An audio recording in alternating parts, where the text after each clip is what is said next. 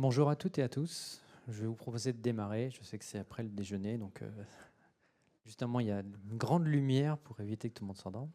Mais nous, du coup, on voit rien. Donc, c'est normal si on a les yeux tout plissés, c'est pour la captation vidéo. Donc, on se retrouve pour une nouvelle session technique sur comment migrer et moderniser une application sur Premiance. Et donc, je vais laisser Johan se présenter et mener cette session. Bonjour à tous. Est-ce qu'il y en a qui connaissent Kubernetes dans la salle? Ouais, bon, vous êtes en bon endroit.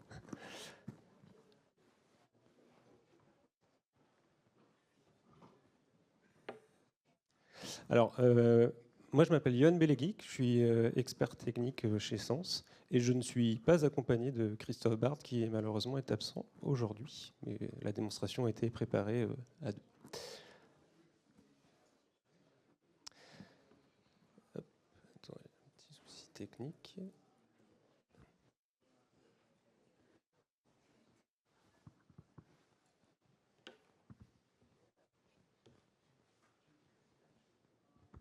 Voilà, hop, pardon.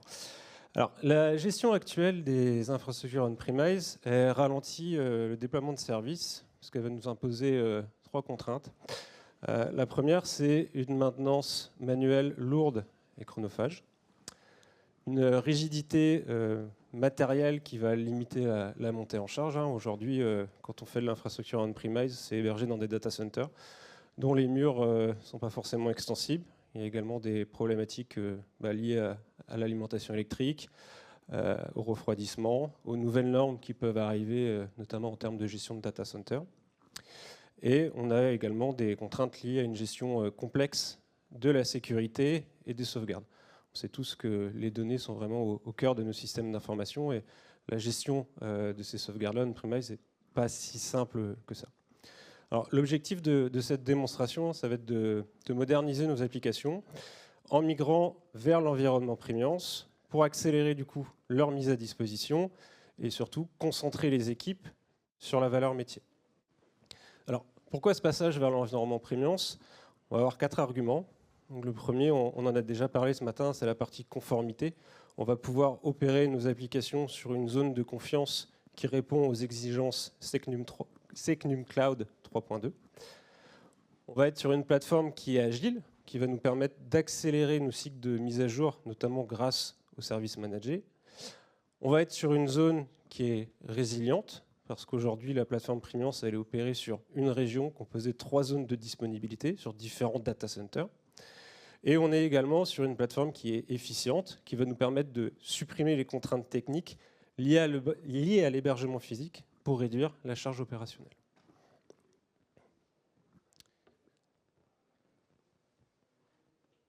Alors, dans les étapes de cette démonstration, on a pris un exemple, c'est-à-dire qu'on a défini une architecture qu'on peut retrouver couramment sur les systèmes d'information on-premise, et on va essayer de la moderniser en présentant un nouveau schéma d'architecture, ce qu'on peut retrouver sur Premiance. Par la suite, on ira migrer les différents composants de cette architecture-là, et on en fera une démonstration technique. Donc on va le voir par la suite, il y a une partie base de données, une partie réseau et une partie application. Et à la fin de cette démonstration-là, on verra, en tout cas on essaiera de voir que notre application fonctionne de la même façon. Alors, en termes d'architecture à moderniser, on se retrouve sur ce qu'on peut retrouver un peu dans ce système d'information on-premise. Donc on va se retrouver avec une application ici qui est hébergée sur des machines virtuelles. Donc ici l'application qu'on a pris pour illustrer, c'est une application qui s'appelle Asset Manager, qui est une application qui gère des assets. Cette application-là, elle se connecte à une base de données. Alors ici, pour gérer la résilience de notre base de données, donc c'est une base de données PostgreSQL, on a une instance primaire ici, une instance secondaire en dessous, et on a un PG Bouncer, donc une sorte de load balancer pour notre base de données qui va nous servir du coup à gérer les pools de connexion et à gérer la défaillance d'une des bases de données. Cette application-là, c'est une application qui est exposée en HTTP, et donc on va aller mettre devant une paire de VM HAProxy, donc des load balancers applicatifs. Alors, il y en a 2 pour gérer la résilience. Tout ça, la résilience, elle est gérée via généralement du VRRP avec du Keep Alive. Et notre HA proxy fait également la partie déchiffrement SSL-TLS. Et devant ces deux HA proxy-là, on va avoir l'IP flottante avec une résolution DNS sur laquelle du coup, nos utilisateurs vont pouvoir se connecter. Alors, l'application, si on va dessus,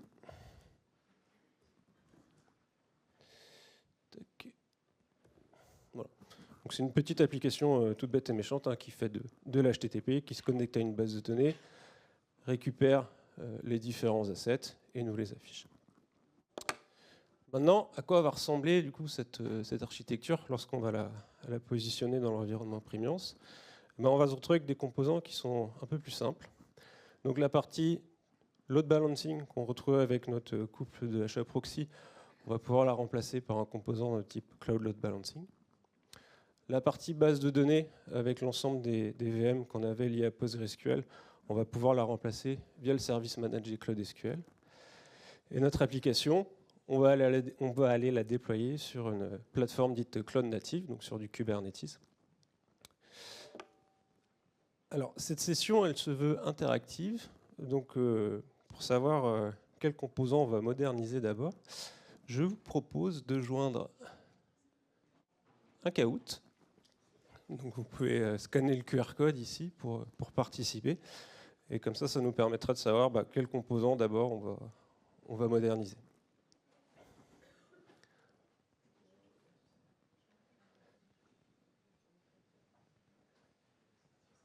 Super, ça commence à arriver.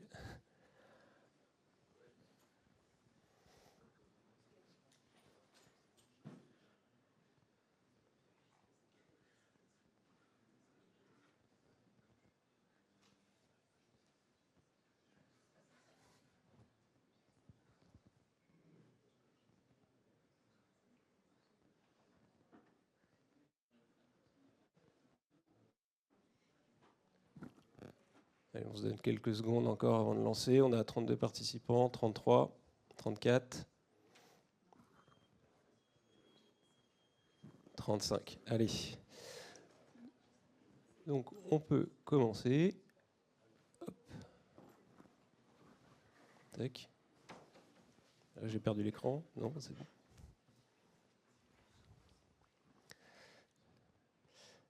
Alors, quel composant on va d'abord moderniser? Donc, soit la partie load balancer, soit la partie base de données.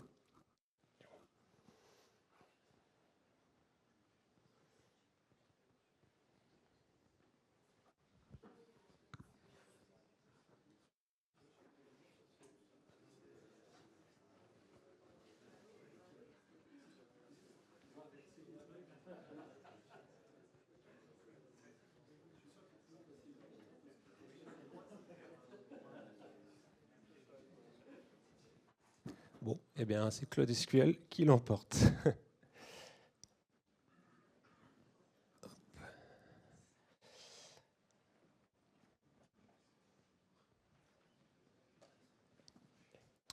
Donc, on va aller basculer notre base de données vers le service manager Cloud SQL. Donc ici, on va reprendre ce triptyque de VM et on va le transformer en Cloud SQL. Alors, comment est-ce qu'on fait ça? Alors, Premiance, ça repose sur une technologie GCP. Alors, pour ceux qui font un peu d'infrastructure as code, ça permet de déclarer toute son infrastructure sous forme de fichiers de code. Là, en l'occurrence, ici, on va utiliser Terraform pour aller créer nos composants. Alors, sous Premiance, c'est exactement la même technologie que Google, et donc on peut se permettre d'utiliser le provider Terraform de Google pour aller créer nos ressources. Donc, ici, je vais aller ouvrir mon fichier database.tf qui est ici. Et donc, ce qu'on va faire, c'est qu'on va aller, dans un premier temps, créer une ressource de type Google SQL Database Instance. Donc, qu'est-ce que fait cette ressource-là? Eh bien, elle va aller instancier un moteur PostgreSQL. Alors, pourquoi Postgre? Parce qu'on lui donne un type, ici, en version 18. Et on va instancier, du coup, un moteur qui va être géré par la plateforme Premiance. En plus de ça, dans les différents paramètres qu'on peut lui donner, donc on peut lui donner un tiers, donc c'est ce qu'on appelle une flavor, donc ça va correspondre du coup en fin de compte à la configuration mémoire et CPU de la base de données. On peut lui dire également qu'elle est de type régional. Alors, à quoi ça correspond ça?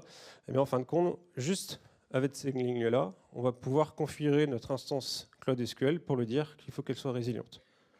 Donc, vis-à-vis de configurer ça sur des VM on-premise où il faut aller modifier des fichiers de configuration, connecter les deux VM les unes entre elles, aller configurer le PG Bouncer, etc. Là, ici, on peut le faire uniquement avec une seule ligne. On parlait de la sauvegarde des données tout à l'heure. Il faut savoir que Cloud SQL, c'est un service qui permet de faire des backups de façon régulée directement sur la plateforme. Et donc, juste en activant Backup Configuration Enable à True ici, eh ben, ça active directement la sauvegarde régulière des données. Une fois qu'on a notre moteur qui est créé, il va falloir qu'on l'expose pour nos applications. Donc là-dessus, on va utiliser différentes ressources réseau qui sont proposées par la plateforme Premiance. Donc, en l'occurrence ici, un PSC pour Private Service Connect. Et une fois qu'on a ça, on va pouvoir aller définir notre base de données dans notre instance de moteur. Pour ça, on va utiliser une ressource de type Google SQL Database. Et on va lui donner le nom Asset Manager. Alors pour la démonstration, l'infrastructure a déjà été préparée. Et ce qu'on peut s'amuser à faire, c'est d'aller sur la console de Premiance, ici de taper Database, SQL, pardon. Donc je vais me rendre sur le service Cloud SQL de Premiance. Ici, je retrouve mon instance de base de données qui est présente. Elle est de type PostgreSQL comme on lui avait demandé. Et si je vais dans base de données, je retrouve... Alors, la base de données Postgre, c'est une base de données qui est technique et qui est créée de façon automatique. Mais on retrouve également notre base de données métier ici, Asset Manager. Une fois qu'on a modernisé ça, et bien du coup, on a du Cloud SQL, c'est complètement managé, et on n'a plus besoin de gérer le cycle de vie de ce composant-là. C'est-à-dire que les mises à jour mineures, les failles de sécurité, etc., tout ça, c'est géré directement par la plateforme. Maintenant qu'on a fait ça, on peut passer du coup au transfert de notre composant de load balancing. Et pour ça, donc toute cette tag réseau un peu technique, on va la remplacer juste par l'usage d'un service de type load balancer. De la même façon qu'on a fait du Terraform pour la base de données, on l'a fait aussi pour notre load balancer. Alors ici, c'est un peu plus, il y a un peu plus de ressources. Donc on a déjà notre ensemble de machines virtuelles pour l'instant. On verra la partie applicative juste après. Ce qu'on va faire, c'est qu'on va aller regrouper nos instances de workload et on va les mettre dans ce qu'on appelle un Compute Instance Group. Le composant de load balancing de Premiance, donc load balancing, a également la capacité de faire des health checks, donc vérifier l'état de santé de nos applications et ça de façon automatique. Pour ça, on va aller créer ce qu'on appelle une Google Compute Region Health Check, où dessus on va lui configurer le temps de check, enfin combien de secondes le load balancer doit envoyer des pings à l'application pour voir si elle est toujours vivante, et sur quelle URL. Donc ici, l'URL, ça va être sur le /health. Une fois qu'on a ça, on va créer des ressources intermédiaires pour la partie load balancing. Donc on va créer un backend service. On va associer ça à une URL map. Alors on veut faire du HTTPS. Donc le composant Cloud Load Balancing est capable de gérer toute la partie de déchiffrement SSL TLS. Donc pour ça, on va aller importer nos certificats qui ont préalablement été signés par notre autorité de certification privée. Et ensuite de ça, on va aller créer ce qu'on appelle des HTTP proxy et des HTTPS proxy. Et on va associer ça à une adresse IP et à des règles de forwarding. Et pour finir, enfin, on va associer ça du coup à une entrée DNS. Et donc, si je sélectionne cette entrée DNS là et que je tente d'y accéder en HTTPS, je devrais retomber sur mon application.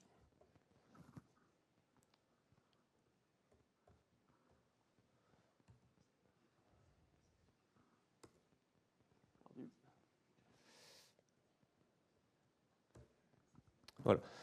Donc là, en fait, ce qu'on voit ici, c'est qu'on voit toujours notre application qui est sur une VM, qui cette fois-ci est connectée à l'instance Cloud SQL. et qui est en frontal, enfin derrière du coup, un load balancer Premiance.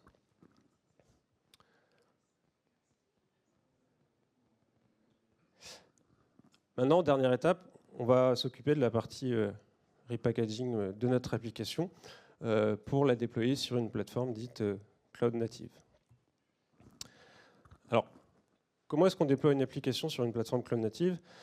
D'abord, il va falloir qu'on la containerise. Alors, la containerisation, c'est quoi? C'est une méthode d'isolation qui permet d'isoler des applications les unes avec les autres dans des environnements beaucoup plus légers que ceux dans les machines virtuelles. Pourquoi? Parce qu'on ne va pas gérer tout ce qui est l'OS sous-jacent, on ne va pas aller émuler, virtualiser tout le matériel d'un PC, on va uniquement isoler des processus les uns avec les autres. Pour ça, la containerisation elle fonctionne sur deux fonctionnalités qui sont proposées par le noyau Linux. Le premier, ça va être les namespaces, qui va nous permettre d'isoler un certain nombre de processus les uns avec les autres, de façon à ce qu'ils ne puissent pas voir d'autres processus qui sont gérés du coup par l'OS. Et on va utiliser également les cgroups qui vont nous permettre de gérer l'accès CPU, l'accès mémoire, et donc de brider, et de faire en sorte qu'un ensemble de processus ne puisse pas utiliser la totalité du CPU pour laisser un peu plus de ressources aux autres applications. La containerisation, c'est quelque chose qui est portable, alors sous condition d'architecture CPU, que ce soit de la MD64, de l'ARM, etc. Et ça va nous permettre déjà de packager des applications en suivant des standards, notamment le standard OCI pour Open Container Initiative. Et donc, on va se retrouver avec des livrables du type, ce qu'on appelle plus communément des images Docker. Ces images-là, elles sont immutables, c'est-à-dire qu'elles ont des empreintes, elles ont des SHA-256, qui nous permettent de vérifier, de faire en sorte que l'image n'a pas été modifiée pendant sa construction. Et de la même façon, dès lors qu'on relance une image Docker, on se retrouve sur une image de base.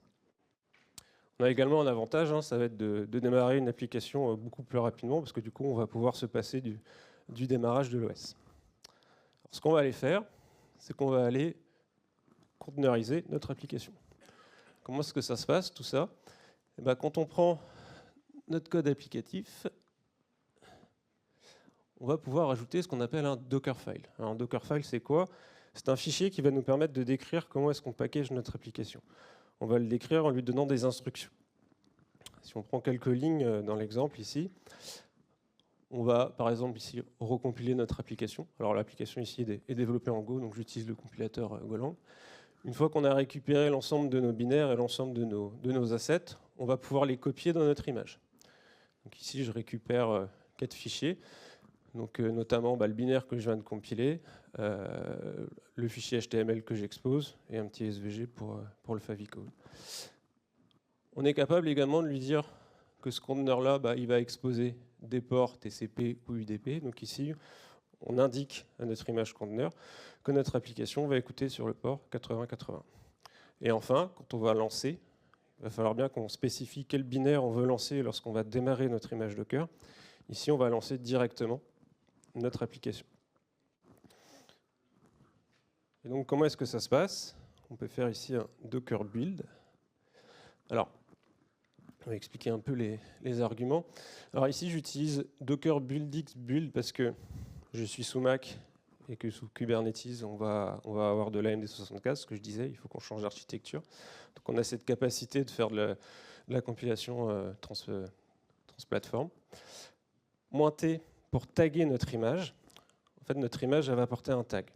Un tag, c'est quoi? Ça va correspondre au nom de l'image, sa version, ici en 1.07, et généralement, c'est préfixé par la registrie. Donc une registrie d'image, c'est l'endroit où est-ce qu'on va stocker notre livrable applicatif. Ici, cette commande-là, je la lance en une fois, -push, je dis une fois que tu as réussi à créer l'image Docker, tu vas la pusher directement sur la registrie. -f Dockerfile, je spécifie le fichier Docker que je souhaite utiliser. Et donc, c'est l'effet démo, parce que je ne suis pas au bon endroit.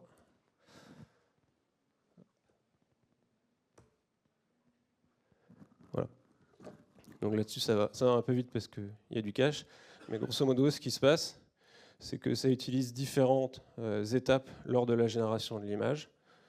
Ça compile, ça copie les fichiers dans mon image, ça l'exporte et ça la push sur une registry. Alors il faut savoir que la plateforme Premiance dispose également d'un service managé de gestion d'images qui s'appelle Artifact Registry. Donc, si on va voir de la même façon sur la console, Artifact Registry. Alors il faut savoir que les registries sous Premiance sont privées. Donc là-dessus, il y a deux avantages. Hein. Le premier, déjà, c'est que c'est privé, donc c'est pas forcément exposé au reste du monde. 1, 2, 1, 2. Et le deuxième, c'est que vu que la registrie est dans votre instance Premiance, vous n'allez pas payer les frais de téléchargement de cette image-là. On peut avoir des fois, sur certains cas, on va avoir des frais d'ingress ou des frais d'égress sur d'autres cloud providers. Ici, l'image, elle est directement sur votre plateforme et donc ces frais-là ne vont pas être appliqués.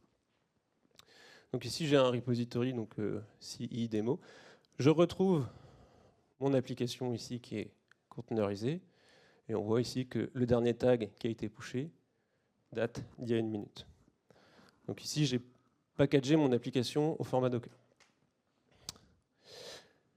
Maintenant qu'on a réussi à packager notre application, il va falloir la déployer. Il y a différentes façons de déployer des conteneurs aujourd'hui. Une des façons les plus standards qui existent, c'est d'utiliser Kubernetes. Alors Kubernetes, c'est quoi? C'est une plateforme d'orchestration de conteneurs. C'est à l'origine une technologie qui a été développée par Google il y a maintenant plus de 10 ans, qui a été offerte au monde open source et qui aujourd'hui est sous gouvernance de la CNCF, donc la Cloud Native Computing Foundation, qui dépend également de la Linux Foundation. Donc tout ça, c'est gouverné par vraiment des instances open source. Donc on n'est pas du tout sur une technologie qui est vendor lockée. Kubernetes, c'est une plateforme qui est abstraite de l'infrastructure. C'est-à-dire qu'on est capable de déployer du Kubernetes n'importe où, sur de l'on-premise, sur d'autres cloud providers, etc. Par contre, il faut savoir que Kubernetes, c'est relativement difficile à manager. C'est des composants qui sont complexes, les mises à jour ne sont pas si triviales que ça. Il y a énormément de mises à jour également à faire. Il faut savoir qu'il y a une version mineure qui sort à peu près tous les trimestres. C'est pour ça que sous GCP, on peut retrouver un produit qui s'appelle GKE, pour Google Kubernetes Engine, qui va nous offrir du Kubernetes managé. C'est-à-dire que le cycle de vie de Kubernetes est complètement délégué à la plateforme sous-jacente. Sous Premiance, on dispose également de ce service avec une variante qui est la variante Autopilot, où on va à la fois gérer le control plane, mais également le data plane, c'est-à-dire les worker nodes qui vont faire tourner les applications. Donc Kubernetes, c'est une plateforme qui est hautement scalable, c'est-à-dire qu'on a la capacité de faire à la fois du scale-up et du scale-down de nos applications de façon relativement simple. C'est une plateforme qui tient également très bien la charge. C'est une plateforme qui est dite convergente, c'est-à-dire qu'on ne dit pas à la plateforme comment est-ce qu'on veut qu'elle fasse pour arriver à l'état cible, on va plutôt dire à la plateforme l'état final et elle va se débrouiller pour converger vers l'état cible. C'est-à-dire si je lui dis je veux avoir 2 instances applicatives, je lui dis juste je veux 2 instances applicatives, débrouille-toi pour les avoir. On ne va pas lui dire pour avoir 2 instances, je veux que tu crées une nouvelle instance. C'est une plateforme qui du coup est self-healing, c'est-à-dire qu'elle est capable de détecter dès lors qu'une application tombe pour une défaillance X ou Y, soit l'application est plante, soit le nœud sous-jacent tombe en panne, et Kubernetes de façon automatique va être capable de relancer les instances applicatives. Elle offre également la capacité dite de rolling upgrade. Alors quand on fait des mises à jour habituellement sur les systèmes d'information on-premise, on va couper l'application, on va mettre un temps mort, on va aller déployer nos nouvelles versions, on va redémarrer l'application, on va espérer que ça marche. Là, la différence dans Kubernetes, c'est qu'on est capable de déployer des instances applicatives avec des versions différentes.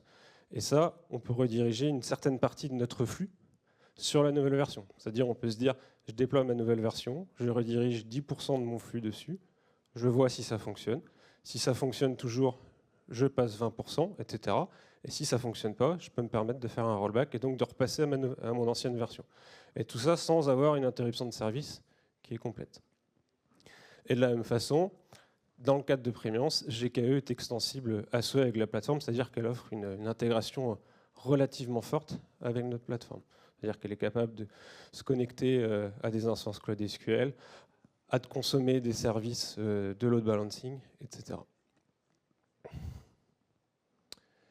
Et donc, ce qu'on va faire, c'est qu'on va aller migrer ces deux applications-là sur Kubernetes. Et donc, on va retourner sur le Kahoot, parce qu'on là, on va aller créer notre cluster Kubernetes. Donc, il y a deux façons de faire.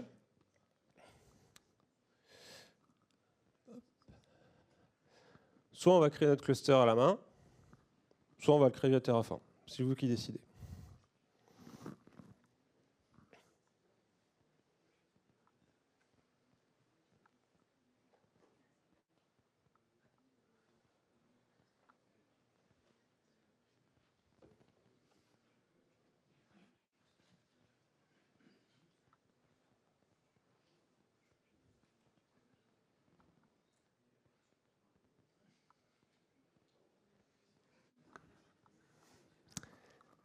Petit problème technique. Souci du direct.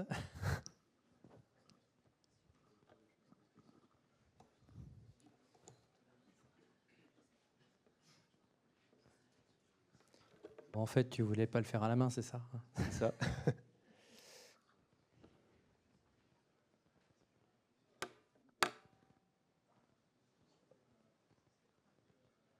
Ok. Bon. Peut-être un faux contact au niveau du câble.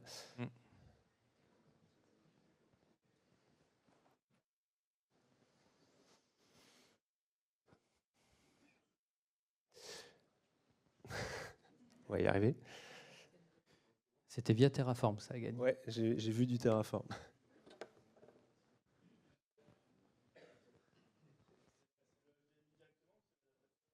Il n'y a pas d'adaptateur.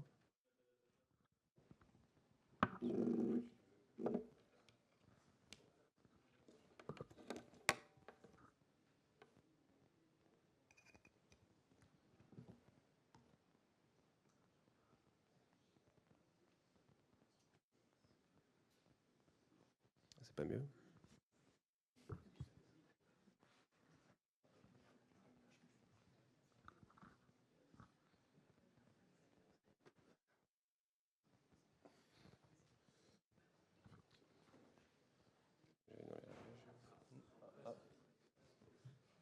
Dès que vous êtes sur ce...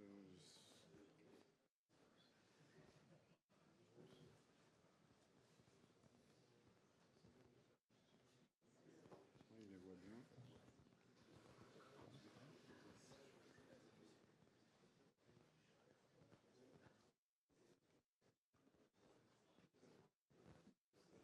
Je pense qu'il faut monter au niveau du câble. T'es mal enfoncé.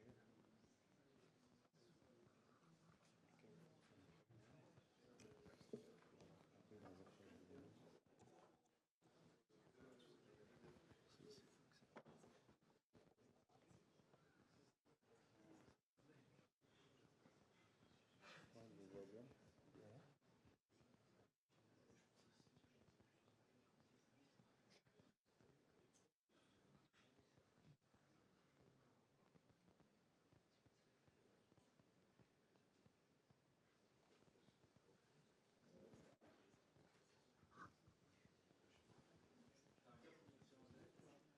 Quoi? Non, j'en ai pas d'autres. Modifier la résolution. Non, il faut du 1920-1080. Bon, en attendant qu'on résolve... Ah, ça y est. Ah.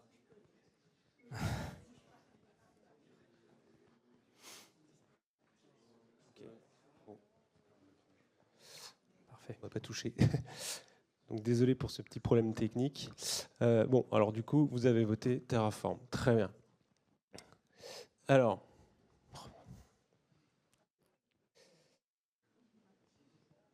Ok. Donc là-dessus, de la même façon que j'avais un fichier database.tf, loadbalancing.tf, j'ai également un fichier cluster.tf.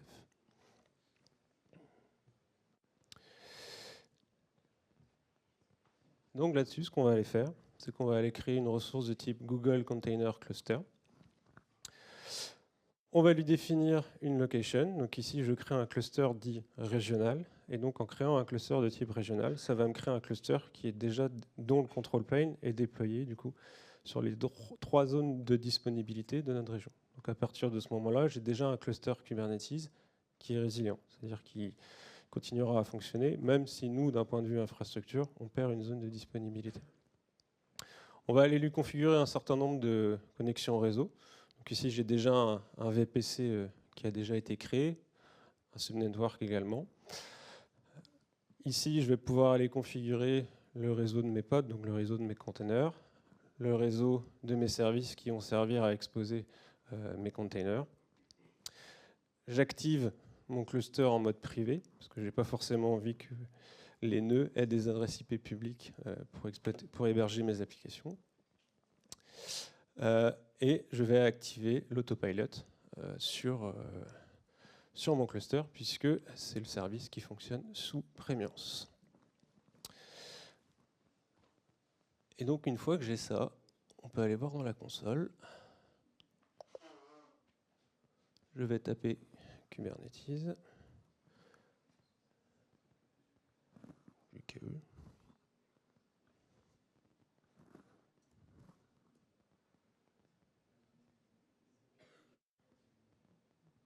Sinon, on va y aller ici. Hop.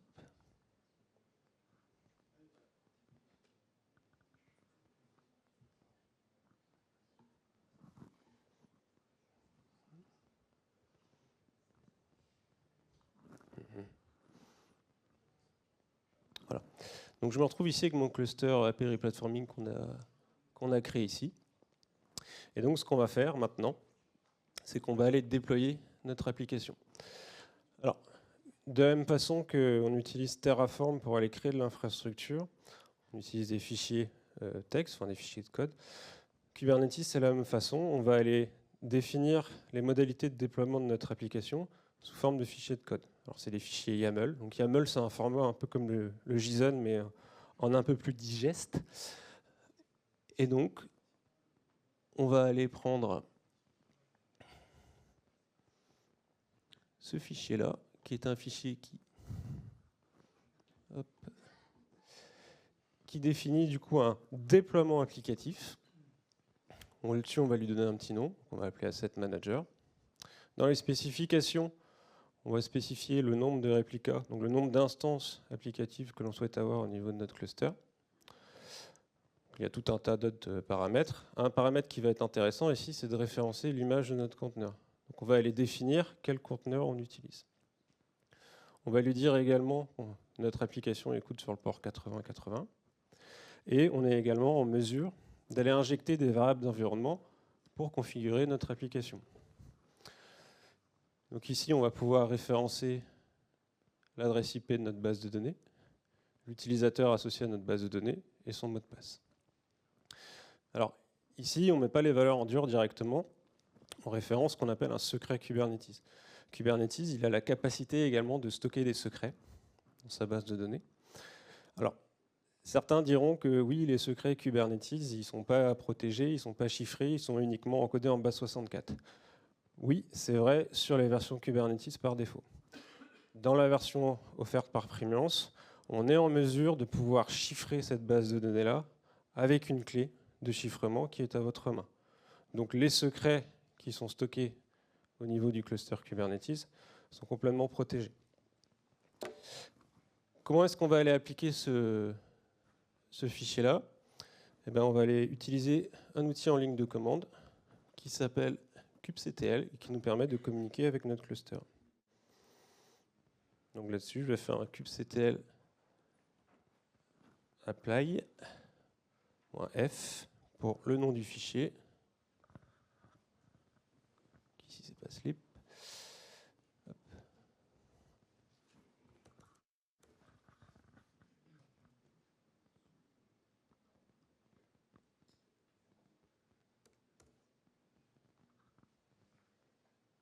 Donc, je vais aller dire à mon Kubernetes que je souhaite appliquer ce fichier-là. Donc là, du coup, il m'a créé un déploiement. Et normalement, si je fais un kubectl get pod, alors un pod dans Kubernetes, c'est l'équivalent d'une instance de conteneur. Si je fais un kubectl get pod, je me retrouve du coup avec mon pod qui est ici, alors en pending, puisque on est sur du JK Autopilot, donc il faut attendre un petit peu que le nœud se crée. Mais au bout de quelques secondes, on devrait se retrouver avec un conteneur qui est démarré. Alors, toute la partie stack réseau a déjà été créée pour accélérer un peu. Et donc, si je fais un kubectl get http route, c'est la façon d'exposer les applications sous Kubernetes, on a un nouveau nom de domaine. Donc, toute la glue a déjà été faite, hein, qui s'appelle assetmanager-kubernetes.sens.demo. Et dès lors que mon pod aura démarré, on pourra tenter de joindre cette application-là et d'y accéder.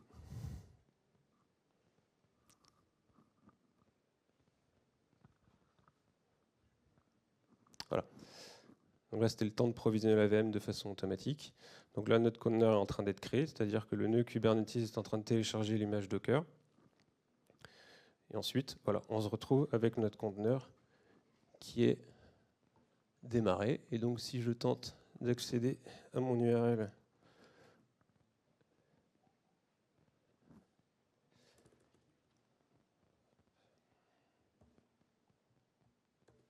on se retrouve ici. Ah, 503, c'est dommage, c'est l'effet démo. Il faut attendre que ça démarre. Non.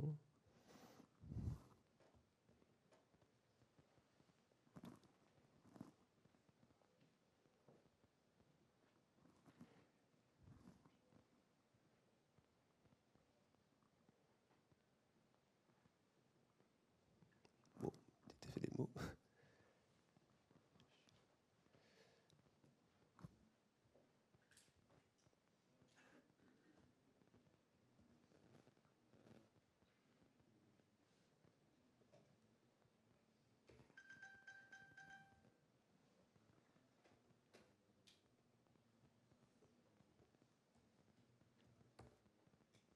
C'est mieux, le temps que ça charge. Voilà, on se retrouve avec notre application qui a démarré. Et de la même façon, si on veut aller un peu plus loin, si on peut démontrer les capacités de Kubernetes à scaler, on peut aller faire un kubectl scale mon déploiement. Là, je lui dis par exemple, je veux 5 réplicas de mon instance applicative. Et donc, si je refais un kubectl getPod, on voit qu'en moins de 3 secondes, j'ai réussi à scaler mon application à 5 instances. Alors bien évidemment, là, on l'a fait manuellement, mais il existe des mécanismes dans Kubernetes pour scaler ça de façon automatique. Alors en synthèse, hein, on l'a vu, le passage à l'environnement Premium, qui va transformer une gestion technique complexe en un levier de performance pour l'organisation. 3 bénéfices. La sécurité. On est dans une plateforme qui répond aux exigences du standard Secnum Cloud 3.2. On a une réactivité qui est accrue. Pourquoi? Parce qu'on va réduire les délais de mise à jour et de déploiement. On l'a vu, on est complètement sur du service managé. Tout ça, c'est géré par la plateforme. Donc il y a un gain de temps très fort pour les équipes. Et on a également une plateforme qui est disponible. On est sur une architecture qui est résiliente, qui élimine les interruptions de service, etc.